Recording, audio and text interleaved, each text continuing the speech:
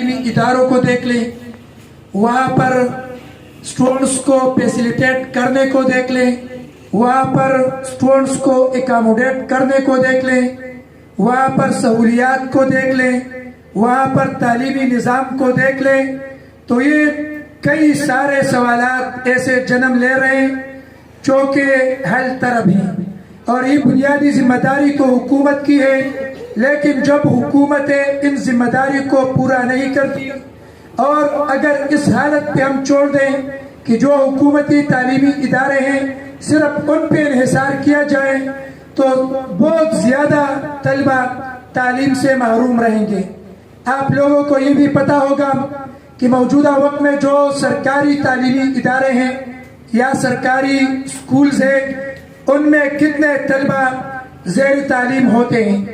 طلبہ اور اساتذہ کا ریشو وہاں پہ کیا ہوتا ہے، وہاں پہ کلاسز کا شرح کس ترتیب سے موجود ہوتا ہے، بہت زیادہ مسائل وہاں پہ موجود ہوتے ہیں۔ تو یہی پرائیویٹ تعلیمی ادارے ہیں جو انہوں نے بہت بڑا بوجھ اٹھا کر اس تعلیمی نظام کو چلانے میں اپنا کلیدی کردار ادا کیا ہے۔ اور آج کے دن اگر ہم دیکھ لیں، کبھی کبھار ہم اپنے ساتھیوں کے ساتھ بیٹھے ہوتے ہیں، سرکاری آفیسرز کے ساتھ بیٹھے ہوتے ہیں، سیکرٹری اور ڈائریکٹر کے ساتھ بیٹھے ہوتے ہیں، تو وہاں بھی ہم یہ بات کہتے ہیں کہ اگر کوئی پرائیویٹ سکول آؤٹ پٹ دیتا ہے بہت کم وسائل کے ساتھ تو گورنمنٹ ادارہ وہی آؤٹ پٹ اتنے بڑے وسائل کے ساتھ کیوں نہیں دیتا؟ اور اگر گورنمنٹ کبھی کبھار یہ سوچتی ہے کہ آؤٹ پٹ نہیں ہے تو گورنمنٹ سیکٹر کو ختم کرے، اس کو پرائیویٹ کرے، تو ہم ان کو یہ بھی بتاتے ہیں کہ ان مسائل کا یہ حل موجود بھی نہیں ہے جو آپ سوچتے ہیں کہ ان اداروں کو ختم کریں۔ آپ ادھر جو موجود ہیں، جو تنخواہ لے رہے ہیں، وہ تو اس تعلیمی نظام کی بہتری کے حوالے سے کہ آپ اس تعلیمی نظام کو بہتر کریں گے۔ تو جب ہم اتنی زیادہ تنخواہیں لیتے ہیں، جو بندہ جس لیول کا بھی موجود ہو اور وہ اس نظام کو بہتر کرنے کے بجائے وہ الٹا اس کو ختم کرنے کے در پہ رہے، تو یہ کون سا منطق اور کون سا فلسفہ موجود ہے؟ پھر سیکرٹریز بھی حیران ہوتے ہیں، ڈائریکٹرز بھی حیران ہوتے ہیں، اور اس سوال کا جواب ان کے ساتھ نہیں ہوتا۔ اس وجہ سے ہم یہ سمجھتے ہیں کہ یہ جو پرائیویٹ سیکٹر ہے، پرائیویٹ تعلیمی ادارے ہیں، وہ اس معاشرے میں اپنا کلیدی کردار ادا کرتے ہیں۔ اگر آج کے دن یہ پرائیویٹ تعلیمی ادارے نہ ہوتے اور یہ برڈن آپ کسی گورنمنٹ سکولز پہ ڈال دیں تو آج جو صورتحال گورنمنٹ سکولز کا موجود ہے، جو رزلٹ اور جو آؤٹ پٹ وہاں پہ آ رہا ہے، تو پھر اس کے بعد اس کا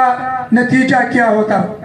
بہت خطرناک، بہت خراب، بہت کمزور رزلٹ اس کا نکلتا۔ اور مسئلہ کیا ہے؟ مسئلہ بنیادی یہ ہے کہ ادھر اگر آپ دیکھ لیں پرائیویٹ سیکٹر میں تو ادھر کچھ اصول اور کچھ ضابطے ہوتے ہیں،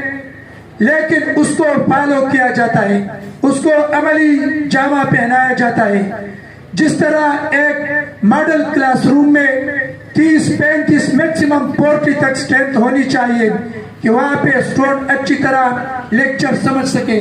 گورنمنٹ سیکٹر میں کیا ہوتا ہے 100 تک بچے کلاس میں ہوتے ہیں،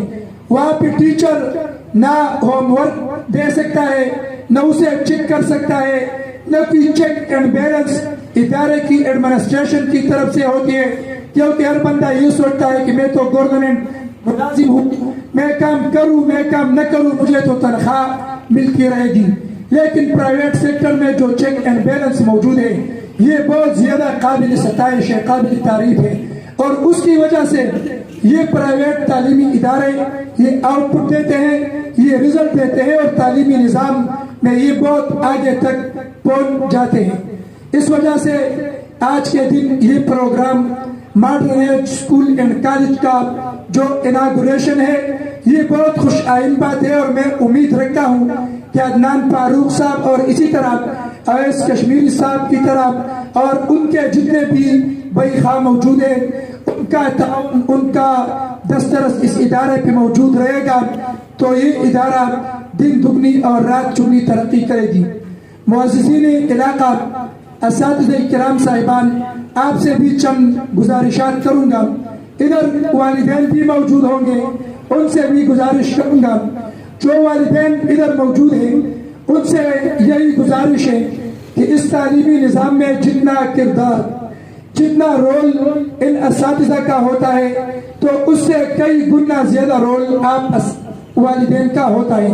کیونکہ آپ کے بچے اسکول میں صرف 5-6 گھنٹے موجود ہوتے ہیں اور یہ باقی 17-18 گھنٹے یہ بچے آپ کے ساتھ گھر میں ہوتے ہیں۔ لہٰذا صرف اس پہ انحصار نہ کریں کہ آپ کا بچہ اسکول جانے، اساتذہ جانے، اس کا تعلیم جانے، بلکہ اس کو اپنے گھر میں خصوصی فوکس میں رکھیں۔ وہاں پہ بھی اس کا ہوم ٹائم ٹیبل ہونا چاہیے، وہاں پہ اس بچے پر چیک اینڈ بیلنس ہونا چاہیے، خواہ آپ کا بچہ پرائیویٹ اسکول میں پڑھتا ہو یا آپ کا بچہ سرکاری اسکول میں پڑھتا ہو، دونوں صورتوں میں اپنے بچے کا خیال رکھیں، اس پہ چیک اینڈ بیلنس قائم رکھے، اس کے نتیجے میں آپ کا بچہ ترقی کرے گا، آپ کا بچہ اپنے اسکول اور کالج اور ادارے کو ٹاپ کرے گا اور تعلیمی نظام میں وہ آگے پہنچ جائے گا۔ دوسرا جو کیٹیگری تعلیمی نظام کا موجود ہے وہ اساتذہ کرام صاحبان ہیں۔ اساتذہ کرام سے گزارش کروں گا کہ ہم لوگوں نے جو پیشہ اپنایا ہے، خواہ کوئی پر سرکاری ملازمت میں ہو، سرکاری ملازمت کے علاوہ پرائیویٹ سیکٹر میں موجود ہو اور تعلیمی نظام سے وابستہ ہو، تو یہ کوئی معمولی پیشہ نہیں ہے، یہ پیغمبرانہ پیشہ ہے، یہ بہت مقدس پیشہ ہے، یہ بہت اہمیت کا حامل پیشہ ہے۔ معاشروں اور قوموں کی ترقی اسی تعلیم سے وابستہ ہے، لہٰذا اس تعلیمی نظام کی ترقی میں اور معاشرے کی ترقی میں ہمارا بنیادی کردار موجود ہے، اور اگر ہم نے اپنا کلیدی کردار اس میں ادا نہیں کیا، اس میں خیانت کی، تو اللہ کے نزدیک ہم گناہگار ہوں گے اور دنیا میں بھی جو تنخواہ ہم لے رہے تو اس حوالے سے بھی ہم ذمہ دار ٹھہرائے جائیں گے۔ اس وجہ سے ضروری ہے تمام اساتذہ کے لیے کہ پرسنل ڈیولپمنٹ پر بھی توجہ دیں، جس کو ہم کردار سازی کہہ سکتے ہیں۔ پرسنل ڈیولپمنٹ کہ اپنی شخصیت کی اصلاح کریں، شخصیت کو بہتر بنانے کی کوشش کریں۔ پرسنل ڈیولپمنٹ اپنی کردار کو صحیح کریں، اپنی کردار پہ توجہ دیں۔ اور دوسرا چیز جو کہ کسی استاد کے لیے ضروری ہے وہ پروفیشنل ڈیولپمنٹ ہے۔ جس پیشے سے ہم وابستہ ہیں اس کو فوکس کریں، اس سے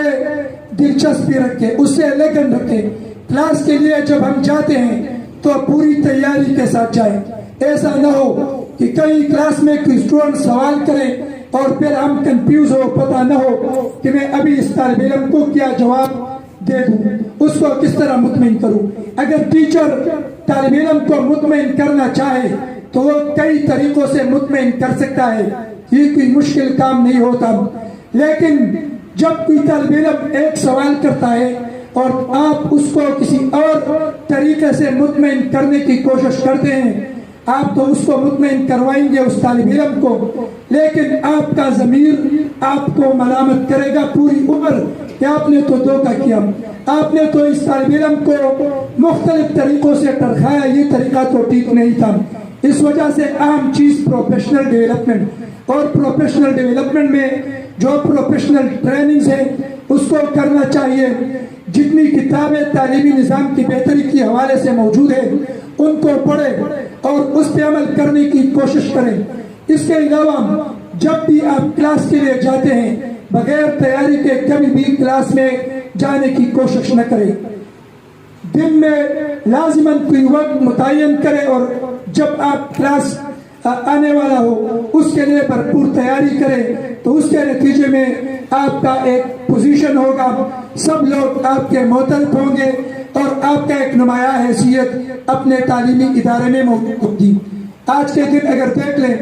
ہم یہ بات کہتے ہیں کہ فلاں ملک میں استاد کا بہت عزت اور احترام موجود ہے اور لوگ اساتذہ کو سلوٹ کرتے ہیں، عدالتوں میں جج ان کو اٹھتے ہیں اور سلوٹ کرتے ہیں کہ جی استاد، اور وہ عدالت میں۔ لیکن اگر ہم پاکستان میں دیکھ لیں، پاکستان چھوڑ لیں، پوری مسلم دنیا میں دیکھ لیں تو کہیں بھی آپ کو استاد کا کوئی پراپر مقام، حیثیت اور عزت اور احترام یہ نہیں ملے گا۔ یہ کیوں؟ وجہ یہ ہے کہ ہم لوگوں نے خود اپنی عزت کو ختم کی ہے۔ اگر ہم اپنی عزت کرنا چاہتے ہیں، اپنے آپ کو مقام دلانا چاہتے ہیں، تو استاد کو وہی مقام ملے گا جو اس کا بنیادی مقام موجود ہے۔ لیکن جب ہمارا پرسنل ڈیولپمنٹ نہ ہو، پروفیشنل ڈیولپمنٹ نہ ہو، معاشرے میں ہر جگہ پہ استاد ٹارگٹ ہو، تو اس کے نتیجے میں استاد کا مقام، استاد کا حیثیت یہ اچھا نہیں ہوگا، اس میں بہتری نہیں آئے گی۔ اور اس کے لیے آپ کو میں یہ بھی بتاتا چلوں کہ تعلیمی نظام کی بہتری اگر ہم لانا چاہتے ہیں، اپنی پرسنل ڈیولپمنٹ چاہتے ہیں، پروفیشنل ڈیولپمنٹ چاہتے ہیں، تو اس کے لیے حضور نبی کریم صلی اللہ علیہ وسلم کے سیرت کا مطالعہ کرنا چاہیے۔ اگر ہم حضور صلی اللہ علیہ وسلم کے سیرت کا مطالعہ کرتے ہیں تو اس سے ہمیں یہ بات معلوم ہوتی ہے کہ حضور صلی اللہ علیہ وسلم کا طریقہ تدریس یہ تھا کہ جب بھی وہ درس واعظ نصیحت کرتے تو وہ مدلل انداز میں اپنی بات کرتے، دلیل کے بنیاد پہ بات کرتے۔ جب آپ کوئی بات کرتے ہیں اور وہ بات دلیل پر مبنی ہو تو لوگ اس کو سنیں گے بھی اور لوگ اس پہ عمل بھی کریں گے اور اس کو مانیں گے بھی۔ اس ترتیب سے دوسرا جو عام چیز حضور نبی کریم صلی اللہ علیہ وسلم کے سیرت سے ہمیں معلوم ہوتی ہے تو وہ وضاحت اور فصاحت ہے کہ جب ہم بات کرتے ہیں تو پوری وضاحت کے ساتھ بات کرنی چاہیے۔ جب کوئی ابہام موجود ہو تو اس ابہام کو اپنے لیکچر میں، اپنے کلاس میں، اپنے درس میں، اپنے خطبے میں واضح کرنا چاہیے۔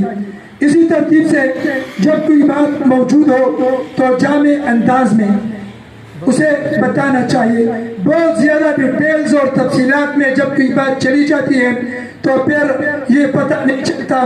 کہ یہ جو کلاس ہے، یہ جو لیکچر ہے، یہ کس چیز پر موجود ہے، یہ ٹاپک کون سا ہے۔ تو کچھ جامع انداز میں اس پہ سوچنا چاہیے اور اپنے لیکچر کو ٹھیک ترتیب سے مینیج کرنا چاہیے۔ مثالوں کے ساتھ